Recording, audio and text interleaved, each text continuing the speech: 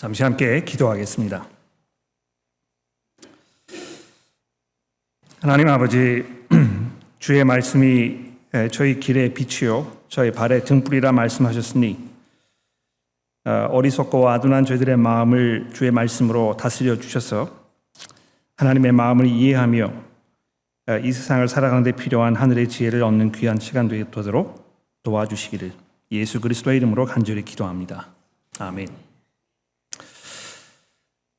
복음에 대해서 생각해 보겠습니다.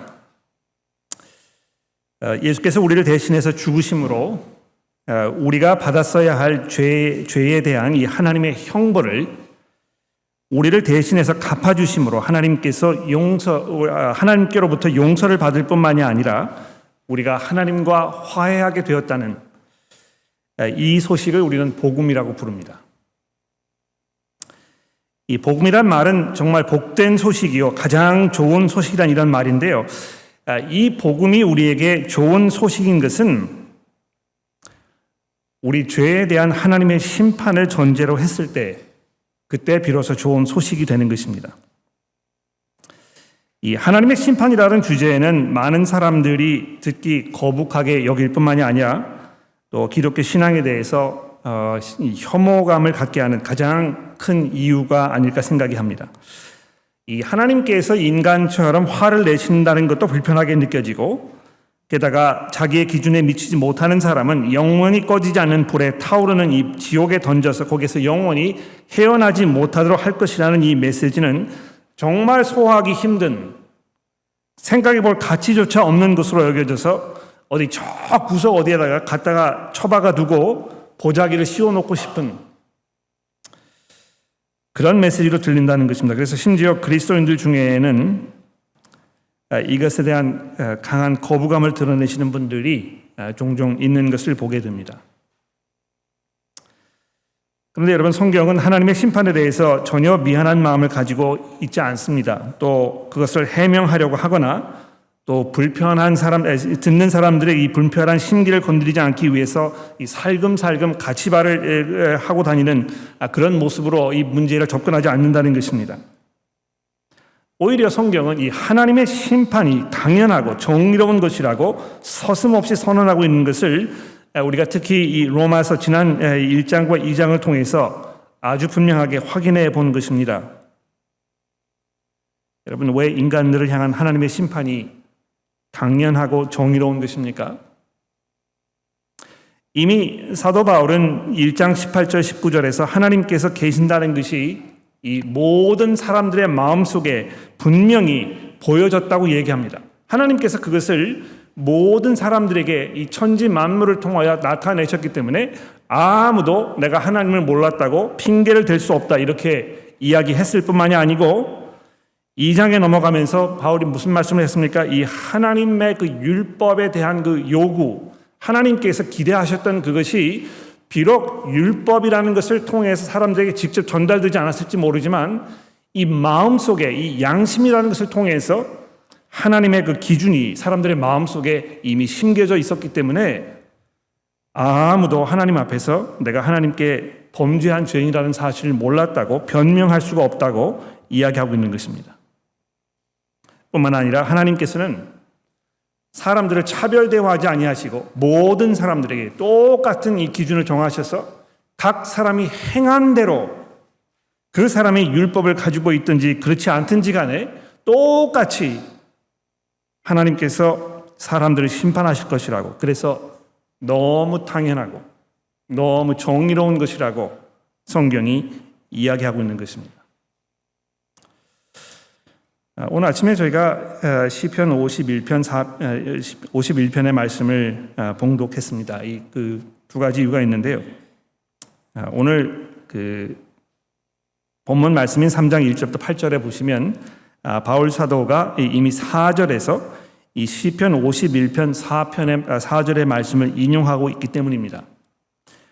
주께서 주의 말씀에 의롭다 하심을 얻으시고 판단하실 때에 이기려 하심이라 함과 같으니라 이렇게 되어 있는데 다윗이 지금 노래했던 것을 바울 사도가 여기서 인용하면서 아주 중요한 사실 한 가지를 우리에게 말씀하려고 하기 때문에 우리가 이 시간에 오늘 아침에 이 문제, 이 말씀을 잠시 생각해 보지 않을 수 없는 것입니다. 우리 오동석 교우님께서 아침에 봉독해 주셨을 때 이 시편 51편의 그 배경을 설명하는 그 시편 밑부분에 있는 부분을 잘 읽어 주셨는데요. 다윗이 밧세바와 불륜을 저지르고 나서 밧세바의 남편이었던 우리아를 전장에 내보내가지고 그를 살해하지 않았습니까? 이 다윗이라는 사람의 죄악이 하늘을 찌른 것입니다. 그런데 여러분과 저는 우리의 죄가 드러났을 때 이것을 쉽게 시인하거나 또 거기에 대해서 참여하는 마음을 갖기보다는 우리 스스로를 정당화하는 일에 굉장히 익숙해 있습니다. 저도 그래요. 뭘 잘못하면 내가 왜 이 잘못을 했는지에 대해서 생각해 보거나 내가 어떻게 하면 이것을 고칠 것인가에 대해 생각하기보다는 내가 왜 이렇게 행할 수밖에 없었는가, 왜 내 선택이 옳은 선택이었는가, 어쩔 수 없는 선택이었는가, 이것을 먼저 생각하게 되고 그래서 나의 잘못을 지적하는 사람들의 그 부당함에 대해서 먼저 생각하게 된다는 것입니다. 뿐만 아니라 나의 잘못을 지적하는 사람이 있으면 어떻게 이야기하는 것입니까? 너나 잘해. 아무도 나에게 대해서 판단하거나 나를 평가하는 이런 권리가 없다고 생각하는 것입니다. 이 굉장히 모욕적으로 느껴지는 것입니다. 우리가 교회에서 신앙생활을 할 때 교회라는 이 공동체 안에서 서로를 신뢰하고 사랑하고 섬기는 이런 관계 속에 있는 것이 얼마나 큰 축복인지 모릅니다. 그러나 언제부턴가 교회 안에서조차 사랑으로 서로의 이 부족한 점을 이렇게 지적해주고 이거 그 말씀으로 권면하며 그 사람에게 성장과 회개의 기회를 주는 일이 거의 불가능한 일 것인 것처럼 이렇게 되어버렸습니다. 아무도 서로의 잘못에 대해서 지적하지 않습니다. 물론 그렇게 하는 그 이유가 나도 잘 못하는데 내가 어떤 다른 사람의 잘못을 지적하겠는가 하는 겸손한 마음이 있기 때문에 그럴 것입니다. 그러나 문제는 무엇이냐 하면 우리가 정말 교회 안에서 하나님의 말씀으로 서로를 격려하고 세워주는 일을 하려면 좋은 말로 서로 격려해야 되겠습니다만 경우에 따라서는 사람들이 듣기 싫어하는 말조차도 해야 할 필요가 분명히 있다는 것입니다. 며칠 전에 목사들이 함께 모여서 일일 수련회를 하는 자리가 있었습니다. 목사들이 하는 일이 무엇인가, 우리가 뭘 더 잘해야 되겠는가, 우리가 지금까지 중요하게 여겼던 것이 무엇인가, 이런 것들 돌아보는 이런 자리가 되었었는데요. 그 중에서 제가 이렇게 되는 이야기를 들으면서 마음속에 가졌던 한 가지 생각이 무엇이냐면 여러 가지 이유가 있겠습니다만 교회에서 이 목회자가 교회 성도 여러분들에게 이렇게 하시면 안 되겠습니다. 이거 분명히 잘못하신 겁니다.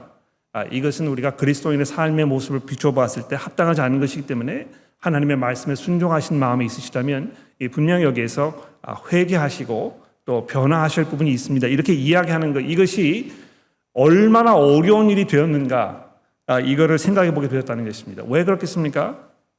아무도, 심지어는 이 교회 목회자까지도 나에 대해서 잘못을 지적하거나 내게 무슨 변화를 요구할 만한 이럴 권리가 없다고, 권한이 없다고 생각되는 것이 일반 교회 여러 교우분들의 생각이 될 수 있다는 것입니다.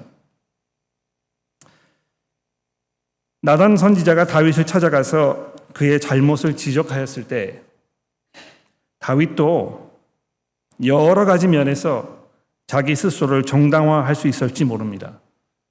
사실은 그 여자가 너무너무 나를 유혹스러운 눈으로 바라봤기 때문에 내가 어쩔 수 없었다. 또 지금 결혼해서 살고 있는 내 부인이 나의 필요를 채워주지 못하고 이래서 내가 어쩔 수 없었다. 내가 왕이기 때문에 내가 하고 싶은 일을 다 할 수 있지 않았겠느냐. 내가 한 명의 부인 말고 여러 명 두는 것이 뭐 그렇게 잘못되었겠느냐. 다른 나라 사람들 다 그렇게 하는데 여러 가지로 나단 선지자 앞에서 자기 자신을 정당화할 수 있었을 것입니다. 그런데 나단의 지적을 받은 다윗이 무엇이라고 고백하였습니까? 하나님이여 주의 인자를 따라 내게 은혜를 베푸시며 주의 많은 긍휼을 따라 내 죄악을 지워주소서. 나의 죄악을 맑게 씻으시며 나의 죄를 깨끗하게 제하소서. 물은 나는 내 죄과를 아오니 내 죄가 항상 내 앞에 있나이다. 내가 주께서만 범죄하여 주의 목전에 악을 행하였사오니 주께서 말씀하실 때에 의로우시다 하고 주께서 심판하실 때에 순전하시다 하리이다. 여러분, 이 4절의 말씀이 결정적입니다. 하나님께서 하시는 모든 말씀, 그 말씀이 내가 듣고 싶은 말씀이든 듣고 싶지 않은 말씀이든 나를 세워주는 말씀이든 나를 정죄하시는 말씀이든지 간에 하나님의 말씀은 항상 옳은 것입니다. 주께서 나단 선지자를 내게 보내셔서 나의 잘못을 지적하셨을 때 그것조차도 하나님의 말씀이 의롭다는 사실을 내가 인정하며, 그렇기 때문에 하나님께서 나를 심판하실 때 하나님의 심판은 옳은 것이라고 내가 고백합니다. 내가 죄악 중에 출생하였으며 어머니께서 나를 죄 중에 잉태하셨기 때문이다. 다윗이 엄청난 죄를 저질렀습니다만 자기의 잘못을 지적받았을 때 그는 숨지 아니하고 자기를 정당화하지 아니하고 모욕감을 느끼거나 분노를 느끼지 아니하고 아주 겸허한 마음으로 하나님 앞에 자기의 잘못을 시인하고 있는 것입니다. 왜 바울 사도가 다윗의 고백을 지금 우리에게 상기시켜주고 있는 것입니까? 하나님께서 온 세상을 심판하시겠다고, 하나님께서 하시는 이 심판은 당연하며 정의로운 심판이라는 것을 2장 내내 말씀해온 이 순간에 그 이야기를 듣고 있는 유대인들이 얼마나 이것을 못마땅하게 여기면서 강하게 이 빗발치는 항의를 다윗에게, 바울에게 쏟아부었는지 우리가 짐작할 수 있습니다. 오늘 본문 말씀을 이렇게 읽어보시면은요, 질문이 이렇게 등장하고 거기에 대한 어떤 답변 같은 것이 등장하고 하는 것이 계속 번갈아 가면서 되는 것을 우리가 볼 수 있습니다. 마치 이것은 어떤 가상의 인물을 바울 사도가 머릿속에 연상하면서 지금 그 사람과 이렇게 대화를 나누고 있는 중에 있는 것 같습니다. 바울 사도가 머릿속에 그리고 있는 이 가상의 인물은 지금까지 바울의 이 설명을 들었던 유대인들 중에 정말 바울의 이 설명이 못마땅하고 이것이 마음에 들지 않아서 따지고 들으는 이런 사람인 것 같습니다.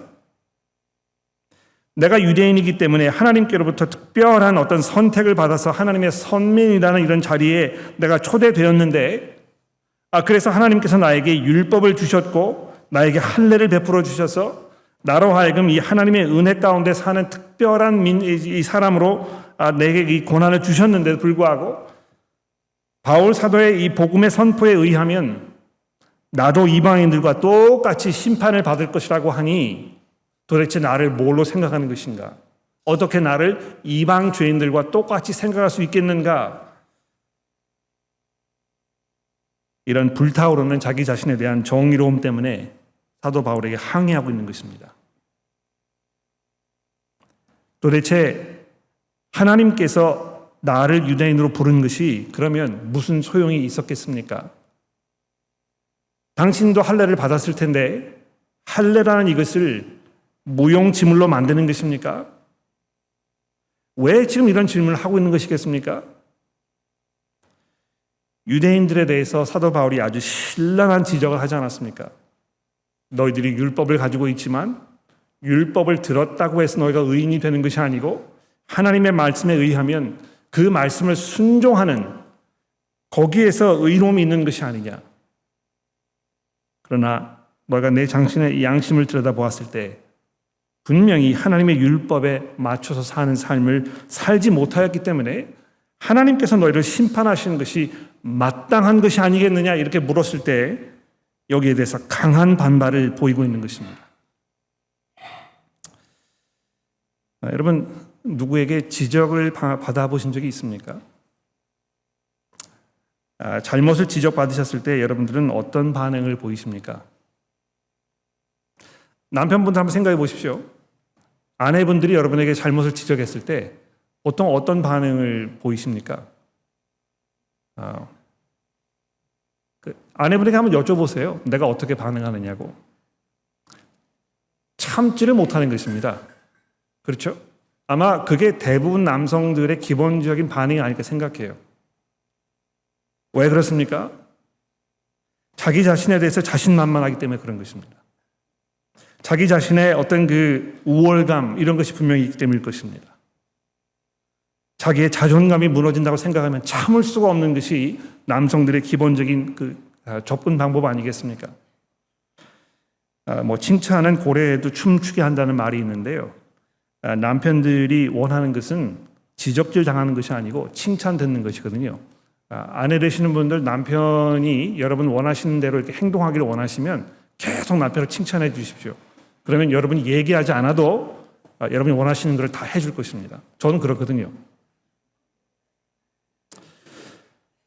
반면에 내가 뭐를 잘못하고 있는지, 내가 하지 않아야 할 무슨 일을 왜 못했는지 이런 걸 추궁받으면 짜증이 나기 시작하는 것입니다.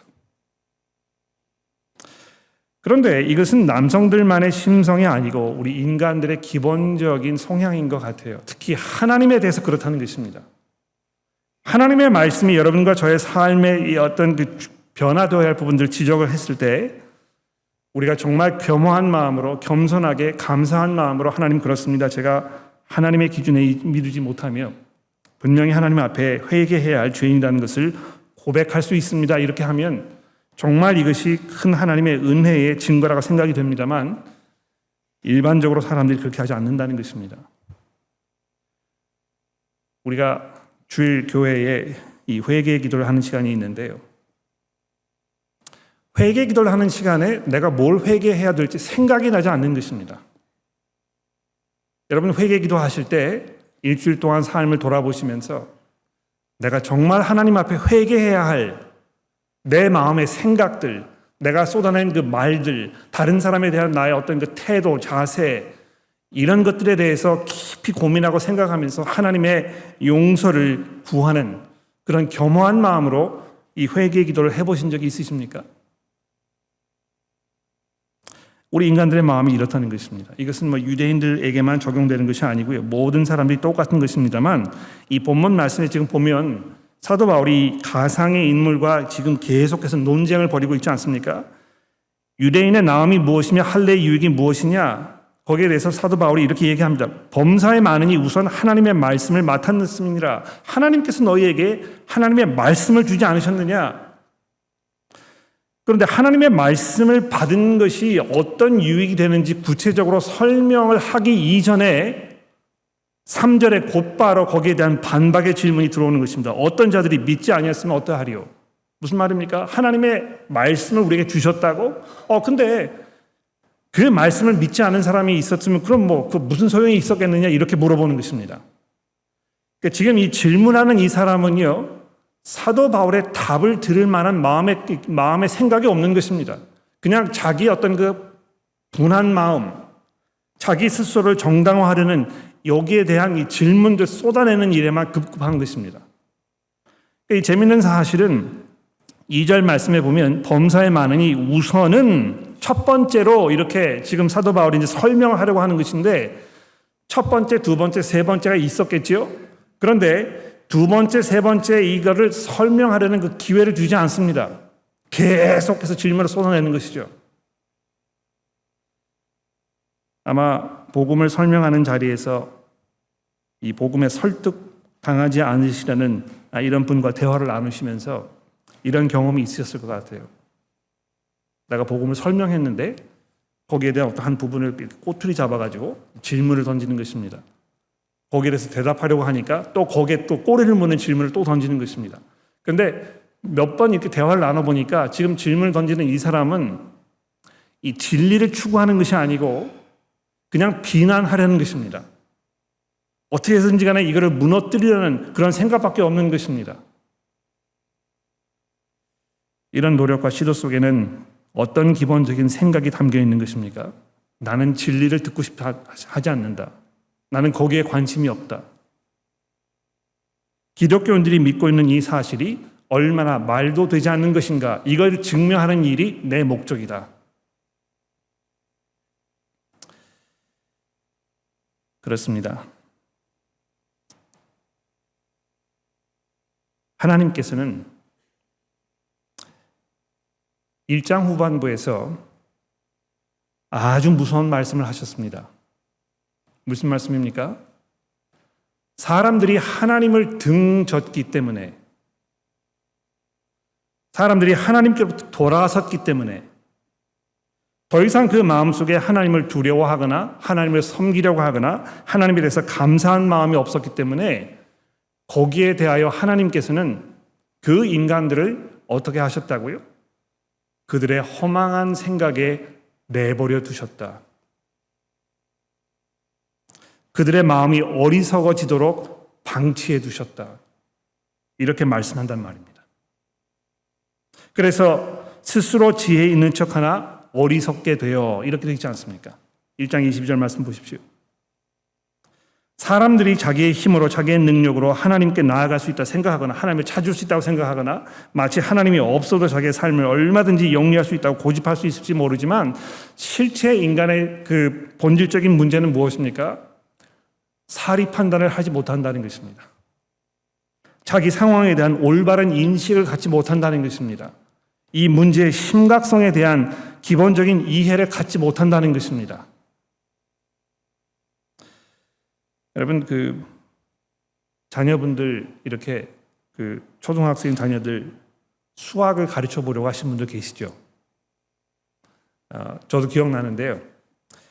제 아들인지 딸인지 제가 말씀드리진 않겠습니다만 그 둘 중에 하나에게 초등학교 3학년인가 4학년 그 산수 문제를 제가 가르쳐 주려고 하다가 머리가 폭발해 버리는 줄 알았습니다.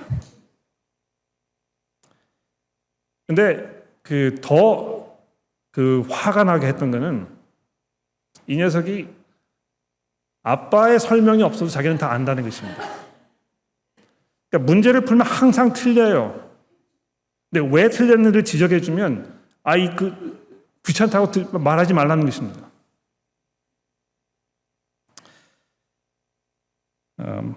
소크라테스라는 사람이 내 자신을 알라 이렇게 이야기해서 그 사람이 유명해졌다고 하는데요. 생각해 보면 정말 그런 것 같아요. 자기 자신의 처해 있는 그 절박한 상황, 얼마나 위험한 상태에 놓여 있는지, 하나님께서 사람들에게 허락해 놓은 그 시간이 얼마나 짧은 것인지 여기에 대한 분명한 인식이 없으면서 그저 삶을 자기 방식대로 살아가는 인간의 이 무모함, 이것이 이런 식으로 하나님의 말씀에 대한 어떤 항의조로 계속해서 드러나고 있다는 것입니다. 사도 바울이 지금 이 본문 말씀을 통해서 그 이야기를 하고 있는 것인데요. 얼마나 이들의 그 항의가 어처구니 없는 항의인지 여러분들이 5절에 내려가 보십시오. 여기 이제 보시면 질문에 질문이 꼬리를 꼬리고 이어가다가 어느 지경에까지 이르냐 하면 5절에 보십시오. 그러나 우리의 불의가 하나님의 의의를 드러내신다고 하면 무슨 말을 하겠습니까? 진노를 내리시는 하나님이 불의한 것이 아니냐. 여러분이 5절의 말씀을 잘 한번 생각해 보십시오. 사도 바울 당신의 말에 의하면 우리를 심판하시는 하나님이 항상 의로운 분이기 때문에 우리를 심판하셨을 때 하나님이 의로운 분이라는 것이 더 드러나게 된다고 이야기하니까 우리가 죄를 지면 하나님의 의로우심이 드러난다고 말하는 거 아닙니까? 그러면 결국 당신이 하는 말은 우리가 더 죄를 짐으로 인해서 하나님께서 더 큰 영광을 받으시도록 해야 되지 않겠느냐? 이게 바로 당신의 논리가 아니냐? 이렇게 지금 묻고 있는 것입니다. 그래서 7절에 내려가 보십시오. 그러나 나의 거짓말로 하나님의 참되심이 더 풍성하여 그의 영광이 되었다면 어찌 내가 죄인처럼 심판을 받겠습니까? 오히려 내가 거짓말을 함으로 인해서 하나님의 참되심이 더 분명하게 드러난 것이라면 나는 하나님을 더 좋게 해드린 거 아닙니까? 그런데 왜 하나님께서 나를 죄인처럼 심판하시겠다는 것입니까? 오히려 하나님의 의로우심, 이걸 드러내기 위해서, 선을 이루기 위해서 우리가 악을 행하자는 말 아니겠습니까? 이건 이제 이렇게 들어보시면 말도 안 되는 이런 질문임에 분명합니다. 그런데 우리가 주목할 만한 사실은 이 8절 맨 마지막 절에 보시면 사도 바울이 이렇게 결론을 맺고 있습니다. 어떤 이들은 이렇게 비방하여 우리가 이런 말을 한다고 한다. 우리가 복음을 전하는 데 있어서 우리가 전한 복음의 내용이 이런 식으로 하나님의 하나님 되심, 또 우리의 죄의 문제를 왜곡시키고 있다고 사람들 우리를 비판한다, 이렇게 지금 지적하고 있는 것입니다. 그러니까 제가 이걸 잘 한번 생각해 봐서 어떻게 해서 이렇게 됐을까? 근데 마치 이런 것입니다. 이따 그 카톨릭 신앙 세미나에서도 제가 말씀을 좀 드리겠습니다만, 여러분과 저는 전적으로 하나님의 은혜를 믿는 사람들입니다. 그렇죠? 우리의 죄가 용서받는 것은 우리의 수고나 우리의 노력을 통해서 죄를 탕감받는 것이 아니고 전적으로 하나님의 은혜 가운데에서 받을 자격이 없는 우리가 하나님께 그냥 선물로 이 용서를 받는 것이라고 이렇게 알고 있습니다. 그런데 그런 복음의 내용에 대해서 우리가 어떤 생각을 갖게 되느냐 하면, 이렇게 생각하면 죄를 짓는 일은 사실 그렇게 심각한 문제는 아닌 것 같다. 왜냐하면 거기에 대한 대가를 내가 치러야 되지 않기 때문에, 내가 하나님께로부터 용서를 받기 위해서 내가 해야 할 일은 아무것도 없는 것이라고 이야기하면 결국 내 편에서는 이 하나님의 용서가 얼마나 값싼 것이냐. 여러분 그 생각해 보십시오. 정말 내가 피땀을 흘리고 수고해서 모든 노력을 쏟아 부어가지고 내가 무엇을 쟁취하면 그게 그만큼 소중하지 않겠습니까? 내가 그 돈을 끌어모아가지고 오랫동안 가지고 싶었던 무엇을 결국 내 손에 넣게 되면 그것은 더욱더 내게 소중하게 느껴질 것입니다. 그런데 내가 원치도 않았는데, 생각하지도 않았는데 누가 그냥 툭 뭘 줬다고 생각해 보십시오. 별로 가치가 없게 느껴지는 것입니다. 뭐 호의를 줬으니까 내가 어디 집에다 갖다 놓기는 하겠어. 그런데 어디다 놨는지도 기억을 못하는 것입니다. 왜 그렇습니까? 별로 이렇게 중요하게 느끼지 않기 때문에 그런 것이죠. 근데 마치 이 하나님의 은혜, 죄의 용서가 이 전적으로 하나님의 은혜에 은한 것이라는 이야기를 했을 때 어떤 분들이 이제 그렇게 지적합니다. 그러면 용서라는 것이 너무 값없는 것이 아니냐, 가치 없는 것이 아니냐. 우리가 수고하고 노력해서 정말 소중한 것으로 우리가 얻어야 정말 그 의미를 우리가 이해하게 될 텐데, 그런 것이 아니고 그냥 선물로 주셨다고 하니까 그럼 뭐 다음에 또 용서하시겠지. 다음에 용서하시니까 내가 거기에 대해서 뭐 하지 않아도 되니까 그냥 뭐 죄를 또 짓지 뭐.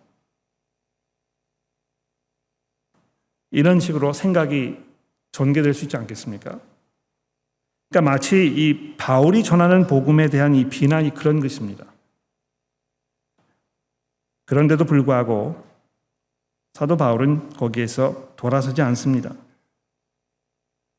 하나님께서 이 세상을 심판하시는 것이 얼마나 당연하고 정의로운 일이며 거기에 대해서 항의하고 항변하는 이 유대인들의 그 어리석음에 대해서 아주 신랄하고 날카롭게 지적하고 있다는 것입니다.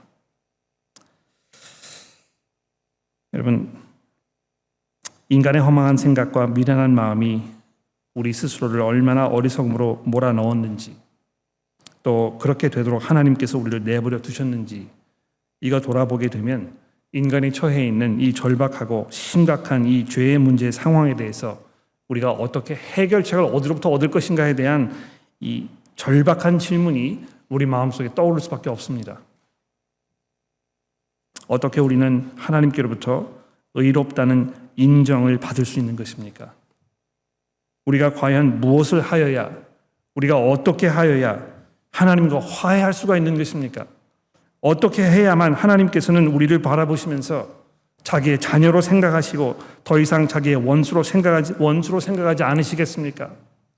어떻게 하나님께서는 우리를 바라보시면서 저 죄인, 죽어 마땅한 저 죄인, 영원한 지옥의 불에 떨어져서 꺼지지 않는 불에서 영원토록 그 죄에 대한 대가를 치러야 할 사람으로 생각하지 아니하시고 자기의 눈동자처럼 소중하고 귀여운 사랑스러운 이런 존재로 우리를 바라보실 수 있으시겠습니까?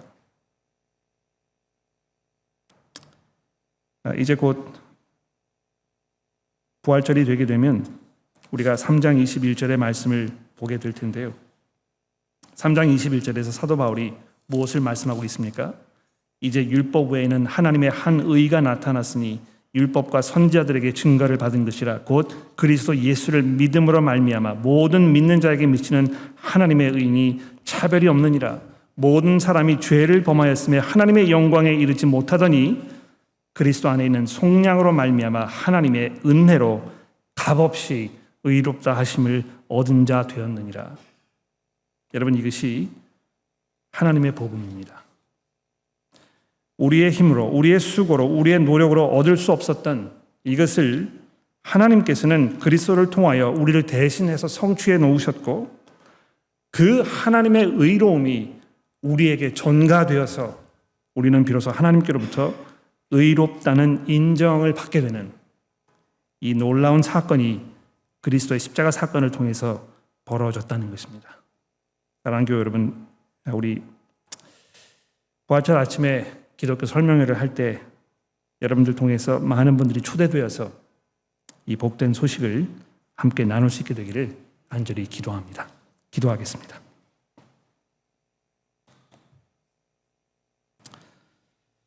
하나님 아버지, 하나님의 성령께서 저희들의 마음속에 강하게 역사하셔서 죽었던 저희 영혼을 소생시키시고 복음을 통해 들려지는 하나님의 음성을 듣게 하시며 거기에서 믿음이 솟아나 주의 말씀에 회개와 믿음으로 나아가게 하시니 감사합니다. 하나님, 저희들의 수고와 노력으로는 도무지 우리의 잘못을 만회할 수 없었지만 예수 그리스도께서 전적으로 자기의 죽으심을 통해 우리의 죄값을 치루어 주셨으니 하나님의 저희는 감사한 마음으로, 감격한 마음으로 주의 은혜에 동참하게 하시고 우리 주변에 있는 모든 사람들에게 이제 곧 다가올 하나님의 그 심판의 그 긴박성과 그 엄청난 그 진노의 날에 겪게 될 그 참담함과 그러나 거기서 벗어날 수 있는 하나님의 놀라운 은혜의 길을 우리가 사람들에게 나누어 주며 그들로 하여금 그리스도의 은혜에 동참할 수 있도록 저희를 사용하여 주옵소서. 예수 그리스도의 이름으로 간절히 기도합니다.